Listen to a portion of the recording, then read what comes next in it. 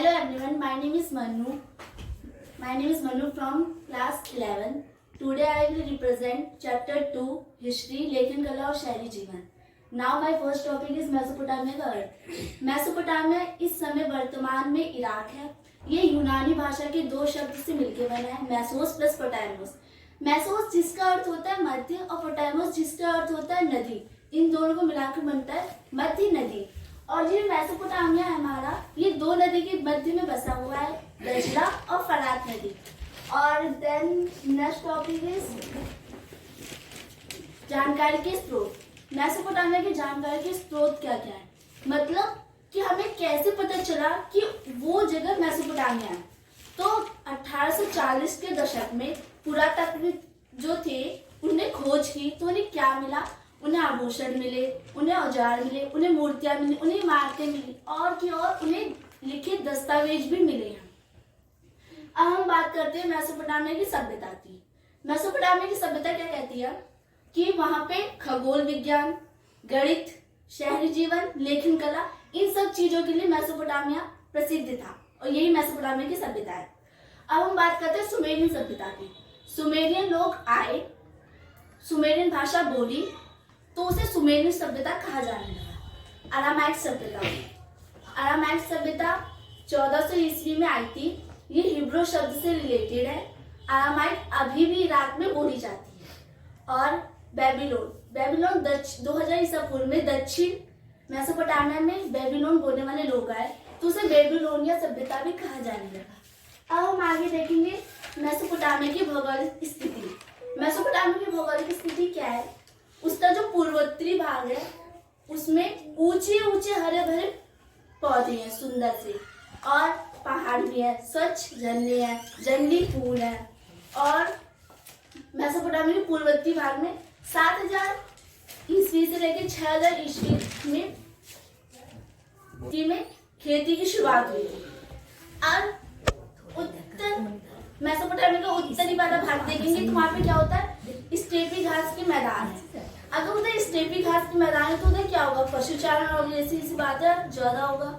तो वो क्या करते थे, पशुचारण ज्यादा करते थे तो वो पनीर इन सब चीजों का मतलब दूसरों को देते थे. और क्या करते थे, उनसे गेहूं ये सब लेते थे. अब आगे पूर्वोत्तरी भाग, मेसोपोटामिया का पूर्वोत्तरी भाग देखेंगे तो उसमें वो क्या कहते हैं, तो दजला की जो सहायक नदियां थी वो परिवहन का सबसे अच्छा साधन बनी, बहुत अच्छा साधन बनी. क्योंकि वहाँ पे एक तो दजला फरात नदी बहुत अच्छी नदियां की मतलब कहा जाता था, तो वही अच्छा साधन बनी परिवहन का. और अब दक्षिणी भाग देखेंगे तो पूरा रेगिस्तान से था. वहाँ पे क्या होता था, वहाँ पे फसल बहुत अच्छी होती थी. वहाँ पे फरात नदी ज्यादा अच्छी मात्रा में बहती थी. और मेसोपोटामिया में ये कृषि के लिए बहुत अच्छा था. रेगिस्तान को हटा के अगर हम दक्षिणी भाग देखें उसका अलग, तो वहाँ पे कृषि बहुत अच्छी होती थी. नाम होना है और क्लास 11 स्टूडेंट हूँ. शहरीकरण का महत्व. कांस्य युग लगभग 3000 ईसा पूर्व में शुरू हो गया था. ठीक है, कांस्य तांबे और रांगे से मिलकर मिक्सचर से बनता है. और शहरीकरण शहर अर्थव्यवस्था में व्यापार व्यवस्था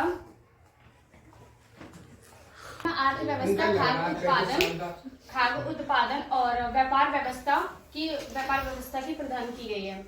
और इस प्रकार समविभाजन भी विकसित हुआ है. और अगला है सामाजिक संगठन. सामाजिक संगठन है शहरों के जीवन में जगह जगह की वस्तुएं भी आती हैं. और अलग अलग तरह की वस्तुएं संतुलित रूप से व्यापार व्यवस्था को संतुलित रूप से चलाने के लिए सामाजिक संगठन की व्यवस्था होती है. माल की आवाजाही. अब हम देखेंगे मेसोपोटामिया में माल की आवाजाही कैसे होती थी. मेसोपोटामिया में जो खनिज संसाधन थे उन सब का अभाव था. मतलब जो खनिज संसाधन है जैसे औजार और हम कह सकते हैं आभूषण, इन सब चीजों का वहाँ पे अभाव था. वहाँ पे मतलब था ही नहीं एक तरीके से मान लो. वो खाद्य सामग्री के लिए बहुत भी था मेसोपोटामिया. तो वो क्या करते थे, मेसोपोटामिया है, वहाँ पे औजार इन सब बनाने के लिए पत्थर की कमी थी। और जैसे हम कह सकते हैं जो बैलगाड़ी के लिए लकड़ी की जो पहिए होती हैं उसको बनाने के लिए लकड़ी की भी कमी थी। तो ये लोग क्या करते थे, तुर्की पार के खाड़ी देश जो थे इराक, वहां से ये सारी चीजें क्या करते थे, आयात करते थे। आभूषण ये सब ये वहां से आयात करते थे। जब ले रहे हैं तो देंगे भी, आपको सी बात है। तो ये क्या करते थे, गेहूं चावल ये सब आदि चीजें निर्यात करते थे। और मेसोपोटामिया में क्या होता था, फरात नदी जो थी वो जल की मतलब फरात नदी विश्व मार्ग के रूप में बहुत प्रसिद्ध थी, बहुत बड़ी भी नदी थी, ठीक। और एक बात देखो, स्थल मार्ग की अपेक्षा अगर हम जल मार्ग देखें तो ये काफी सस्ता भी है और काफी अच्छी तरीके से ये जल्दी सामान पहुंचा भी देता है। और कलिकार क्यूनिफॉर्म, ठीक है, ये लैटिन शब्द है जिसका अर्थ है आकार। ये वेज और फार्मर से मिलकर बनता है और आकार वेज और फार्मर के ही अक्षर है। लेखन प्रणाली, हम देखेंगे लेखन प्रणाली। अभी आपने देखा, मोना ने बताया कि जो कीलाकार लिपि है क्यूनिफॉर्म, उसके जो स्वर और व्यंजन थे तो उन्हें क्या करते थे, स्वर व्यंजन कीलाकार तरीके से चिन्हित किए जाते थे। हर स्वर के लिए अलग अलग चिन्ह होता था। लेट्स सपोज ए है तो वहां पे ऐसे ऐसे ऐसे ऐसे तरीके से कील के आकार में वो ड्रॉ करके अपने बात को बताते थे। और ये जो लेखन प्रणाली है तो ये कैसे लिखते थे, तो ये क्या करते थे, एक इतनी सारी मिट्टी लेते थे बहुत सारी, उसको एक रेक्टेंगुलर शेप देते थे, उसमें वो सिरकंडे की तीन मतलब बहुत पैनी नोक का होता है वो सिरकंडा, पतली सी लकड़ी, तो वो उसमें वो लिखते थे। फिर देन उसे वो सुखाते थे। सुखाने के बाद उसमें दोबारा उसे मिटाया नहीं जा सकता था, उसमें दोबारा लिखा भी नहीं जा सकता था। अब थोड़ा मैं एक स्टोरी सुनाती हूँ आपको। एक उरूक नगर था। उरूक नगर का शासक एनमार्क, वो मतलब उरूक नगर को बहुत सुंदर सजाना चाहता था। सुंदर तो था ही, वो और सुंदर सजाना चाहता था। तो उसने अपने दूत को क्या किया, उसने कहा तुम अरट्टा जाओ। अरट्टा राजा का नाम है। तुम वहां पे जाओ और उनसे कुछ सहायता मांगो, सोना मतलब आभूषण, सोना चांदी इन सब की तो सहायता मांगो। उसे खूब लिखाया पढ़ाया कि ये बोलना है। वो गया। अब वो गया, ऊपर से जा रहा, 6 पर्वतमालाएं पार कर ली, 7 पर्वतमालाएं पार कर ली, और धीरे धीरे जाके पहुंचा। दिमाग ही भूल जाएगा कौन सी बात, वो आधा भूला, आधा खा गया, आधा बताया। तो अरट्टा ने क्या कहा कि तू फिर जा, फिर पूछ गया। तो फिर गया, फिर वो पूछ के आया, फिर वो भूल गया, फिर गया। तो उसके राजा ने उसे बहुत डांटा। उसके राजा ने एक पट्टिका बनाई, उसमें लिखा, फिर उसे भेजा, तब उसने वो चीजें उसे दी। तो ये कहानी सच तो मानी नहीं जाती, लेकिन मिला जुला के ये कहानी थी। तो इससे क्या निष्कर्ष निकलता है कि व्यापार और लेखन की चीज में सबसे पहले राजा, जो वहां का राजा था, उसने लेखन कला की शुरुआत की, उसने व्यापार की शुरुआत की। अब हम देखेंगे लेखन कला का इस्तेमाल। लेखन कला का इस्तेमाल किस लिए होता है, हिसाब किताब रखने के लिए, कि ये है, ये हिसाब रखा। तो पहली पट्टिका कब मिली हमें, 3200 ईसा पूर्व में हमें पहली पट्टिका मिली। किसकी, लिखी हुई हिसाब किताब की सूचियां मिली, 5000 सूचियां मिली, ठीक। और शब्दकोश, डिक्शनरी आपने देखी होगी। शब्दकोश बनाने के लिए भी लेखन का इस्तेमाल किया जाता था। कोई राजा कोई काम कर रहा है तो भैया वो अपना बोर्ड तो लगाएगा नहीं कि मैंने ये काम करा है, मेरा लिखो कि मैं राजा हूँ, मैंने ये कराया है। तो उसके लिए भी लेखन का इस्तेमाल होने लगा। रजिस्ट्री कराने के लिए भी लेखन का इस्तेमाल होने लगा। तो ऐसे ही लेखन का इस्तेमाल किया जाने लगा। मेसोपोटामिया में साक्षरता, अब हम देखेंगे मेसोपोटामिया में साक्षरता कैसी। साक्षरता का मतलब वहां के लोग पढ़े लिखे कैसे, कैसी पढ़ाई थी, क्या करते थे, मतलब।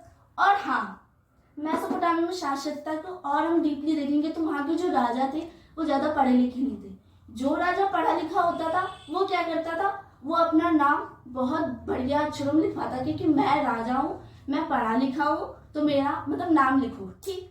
और वहां की आपने देखी लिपि कीलाकार थी। अब लिपि कीलाकार है, हजारों चिन्ह है, इतना समझना मुमकिन नहीं है, ठीक। तो वो लोग क्या करते थे, इतने पढ़े लिखे नहीं होते थे, गिन चुन के 2-4 लोग पढ़े लिखे होते थे, ज्यादा पढ़े लिखे भी नहीं होते थे। अब हम आगे देखेंगे दक्षिणी मेसोपोटामिया का शहरीकरण। 5000 ईसा पूर्व में दक्षिण में बस्तियों का विकास हुआ। कहाँ कहाँ हुआ?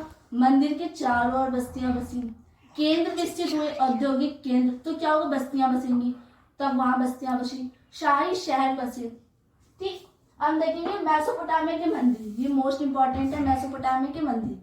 तो मेसोपोटामिया के जो मंदिर होते थे वो कैसे होते थे? वो छोटा सा दिवालिया होता था, वो कच्ची ईंटों से बना होता था, और वो क्या करता था? तो समय के साथ बड़ा होता था।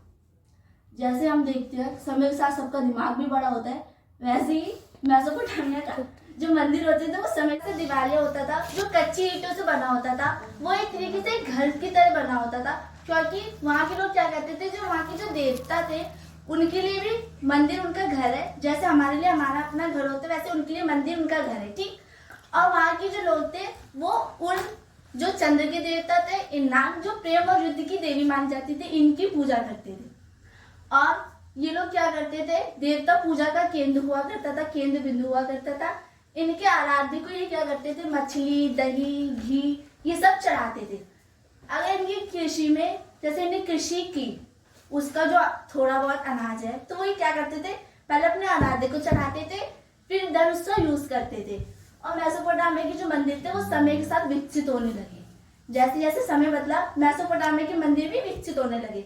मेसोपोटामिया के मंदिर के ऊपर एक शंकु टाइप का, रेक्टेंगुलर टाइप का कह सकते हैं, छोटा होता था, जो उसकी शोभा और अच्छी बढ़ाता था। और मेसोपोटामिया के मंदिर के आंगन में बहुत सारे कमरे हुआ करते थे। ये मेसोपोटामिया के मंदिर की कुछ बातें थी। अब हम आगे देखेंगे मंदिर में राजाओं की भूमिका। अब मेसोपोटामिया के मंदिर में वहां के राजाओं की क्या भूमिका रही, तो वो देखेंगे। तो क्या होता था? फरात नदी में जब वर्षा होती थी, मतलब वर्षा होती थी, तो फरात नदी बहुत तेज मात्रा में भर जाती थी। तो क्या करती थी? पूरे में बाढ़ आ जाती थी। तो क्या करता था? आधे देशों में क्या पानी जाता था, आधे में नहीं जाता था। तो जो ऊपर के लोग रहते थे वो सारा पानी खुद ले लेते थे, और नीचे के लोगों को पानी नहीं मिल पाता था। तो ये दोनों आपस में लड़ते रहते थे। जब इन दोनों में लड़ाई होती थी, तो जो लोग जीत जाते थे और जो हार जाते थे उनको नौकर बना के ले आते थे, और उनसे मंदिरों का काम कराया जाता था। उनसे बाहर जाके ईंटें, ठीक, उनसे मंदिर की सजावटों की चीजें, ये सब मंगवाते थे, मूर्तियां मंगवाते थे। तो ये ऐसा करते थे। और राजा क्या करता था? राजा युद्ध करता था, और युद्ध में जो वहां की जनता हार जाती थी, एक तो उनको ले लेता था और वहां से सारा सामान ले लेता था। तो वो उनसे काम करवाता था। एक रिकॉर्ड के मुताबिक हमें पता चला है 5 साल में 10 घंटे काम किया है 1500 मजदूरों ने, और उनके बदले वो क्या करता था? उन्हें पैसे नहीं देता था, उन्हें राशन देता था, तेल देता था, आटा देता था। और वो वहां के लोग क्या करते थे? जो लोग आए थे वो शंखु टाइप बनाते थे, उसे बनाते थे। जैसे हम ईंटें देखते हैं, ईंटों को पहले ऐसे शेप देते हैं, फिर उसे भट्टी में करके उसे पकाते हैं। ऐसे सेम शंखु होता था, उसे शेप देते थे, फिर उसे भट्टी में पकाते थे। अब हम आगे देखेंगे मेसोपोटामिया के प्राचीनतम नगर।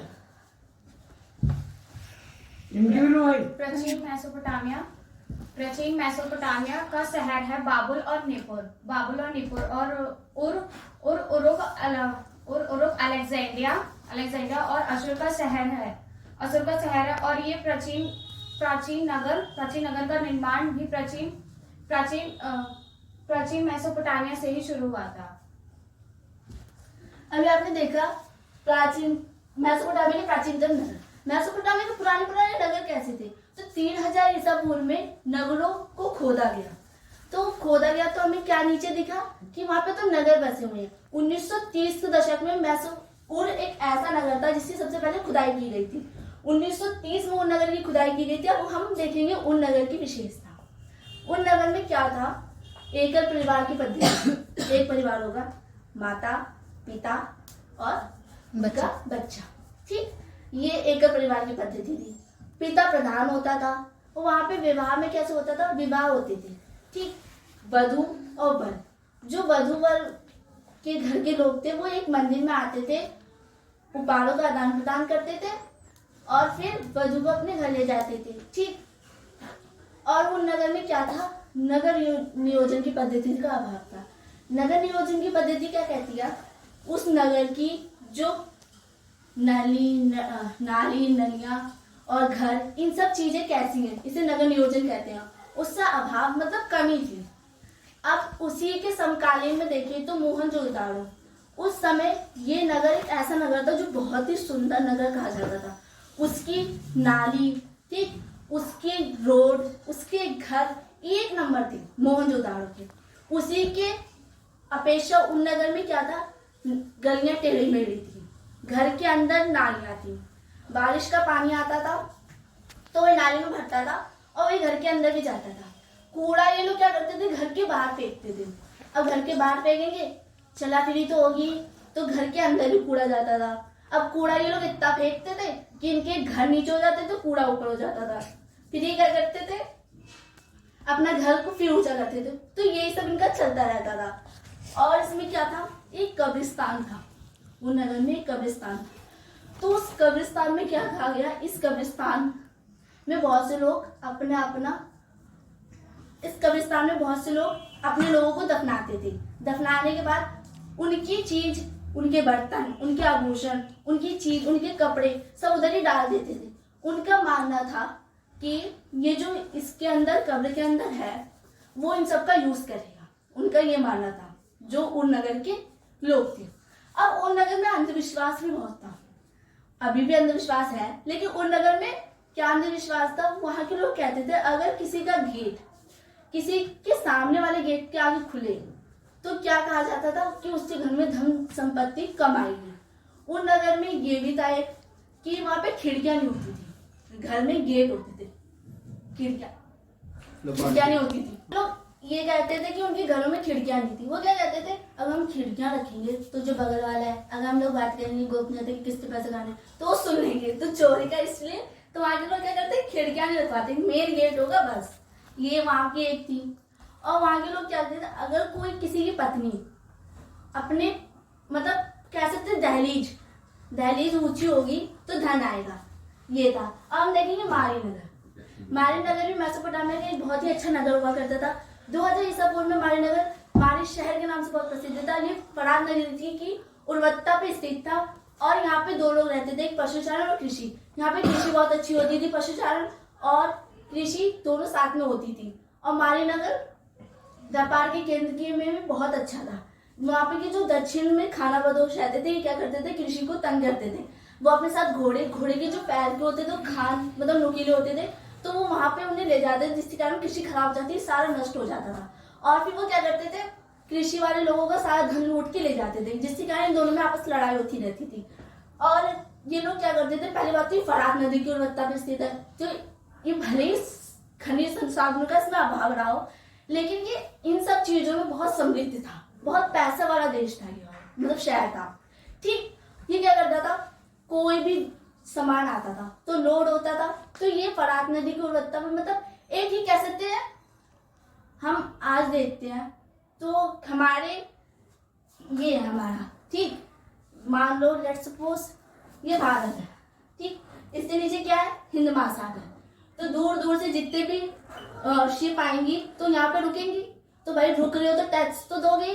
तो सेम ऐसा होता था, हमारे नगर में लोग 10% टैक्स लेते थे, टैक्स लेंगे, अब कौन सी बात है, बहुत तरक्की हुई थी उनके यहाँ, ठीक। और जो खानाबदोश थे, ये एमोराइट, अरामाइट, इन सब जाति के थे। और मारीनगर का जो राजा था, वो मारीनगर के देवताओं को नहीं मानता था, वो स्टेपी घास के देवता को मानता था। उसका नाम ड्रैगन था। उसने अपने देश के उनके लिए मंदिर नहीं बनवाया,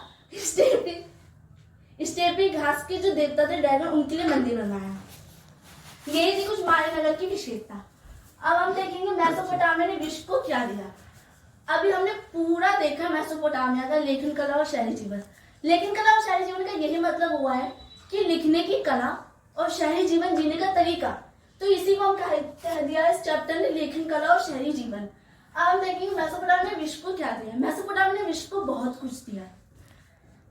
गणित का ज्ञान दिया है, खगोल विद्या दिया है। खगोल विद्या जैसे हम देख सकते हैं, हमारे एटमॉस्फेयर में जितने भी सौरमंडल, सूरज, इन सब का ज्ञान दिया है इसने, ठीक। इसने हमें वर्गमूल, गणित, जोड़, जमा, घटा, इन सबको भी दिया है। लेखन कला की दी है, ठीक। शहरी जीवन की कला इसने दी है मेसोपोटामिया में। हम कह सकते हैं मेसोपोटामिया ने हमें बहुत कुछ दिया है। ये तो मैं कुछ कह रही हूँ लेकिन बहुत कुछ ही दिया है, क्योंकि देखो लिखने की कला सबसे पहले हमने मेसोपोटामिया से ही सीखी है और शहरी जीवन की कला भी हमने मेसोपोटामिया से ही सीखी है। नहीं बनाई? ईसा पूर्व 34 से लेकर 3000 करीब था। और ये मेसोपोटामिया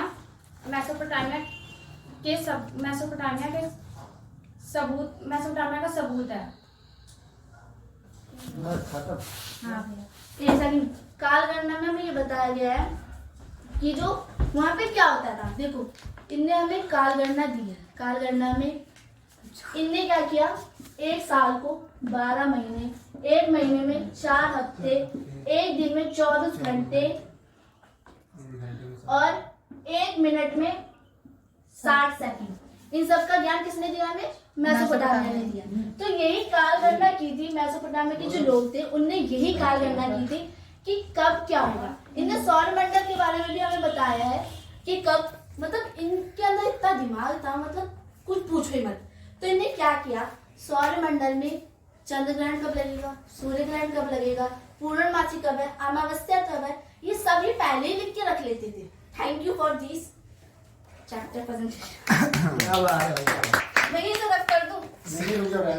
विजय भाई बस अबे तेरी देख इधर देखो। डायरेक्टेड। हाँ जी भाई, बहुत बढ़िया बताया इन्होंने। और स्पेशली मोना भी इस बार किया इन्होंने प्रयास, ठीक ठाक था और बेटर हो सकता है मोना। बाकी मन्नू तो परफेक्ट, ठीक है। Thank you. तुमने उसे ही पीछे छोड़ दिया, किसे? ठीक है। नहीं बड़ा बढ़िया था, पता चल इधर बहुत बढ़िया था। अब इसमें से देखो कुछ चीजें, मतलब जो मैंने पढ़ाया था ना इससे भी ज्यादा एक्स्ट्रा बताया आप लोगों को, और काफी बेहतरीन तरीके से। एक बार ना इसको वीडियो दोबारा से देखना, शुरू से समझ में आ जाएगा, रिवीजन भी बड़े तरीके से होगा। टाइम बताओ। इधर देखो, इसमें से मैं कुछ इंपॉर्टेंट चीजें बता देता हूँ। जो आपका क्या है, जो अभी टेस्ट लूंगा 19 तारीख को, उसमें भी आएगा और मेन पेपर में भी आएगा। मिला जुला की क्या चाहिए इस पूरा चैप्टर का। मेसोपोटामिया का अर्थ, ठीक है, इसके बारे में पूछ सकता है, और इसकी भौगोलिक स्थिति, ये दोनों इंपॉर्टेंट है। उसके बाद तुम्हें क्या है, इसमें इसकी लिपि के बारे में पढ़ने का तरीका बता देता हूँ। ये नहीं कि इसकी लेखन प्रणाली पूछा तो बस लेखन प्रणाली तुम लोग रट लो। तुम इसका राइटिंग सिस्टम जो है ना, ये जो इसका पूरा लेखन कला जो है, उसी को एक बार पढ़ लो। टॉपिक कहाँ से आया, क्या मतलब है, किस तरीके का था, किस तरीके से यूज आता है, एक बार लेखन कला में सारी बातें पढ़ लो। फिर उसके इर्द गिर्द जो भी क्वेश्चन पूछा जाएगा ना, दे देना आंसर। तो लेखन कला वाला मोस्ट इंपॉर्टेंट है इसका, ये आएगा ही आएगा। इसके बाद अलावा मेसोपोटामिया में जो तुम्हारे मंदिरों की देन, राजाओं ने क्या भूमिका निभाया मंदिरों में, और ये हमारी नगर इंपॉर्टेंट है। एक क्वेश्चन इस पे बनेगा ही लॉन्ग वाला, चाहे उड़ पे दे या फिर ये मारी पे। और इससे के अलावा ये मेसोपोटामिया ने विश्व को क्या दिया, ये क्या दिया में ही यही चीज आता है, ये अलग से नहीं आएगा। सारी बातें आएगा उसमें। क्या एक पॉइंट आपका ये कालगणना आ जाएगा। ये भी बेटर तरीके से बता दिया इन्होंने। तो मिला जुला के ये 5-6 क्वेश्चन बनते हैं इस चैप्टर से, इसके अलावा नहीं। और इसी को पढ़ लेना अच्छे से, नंबर अब बेहतरीन आने चाहिए।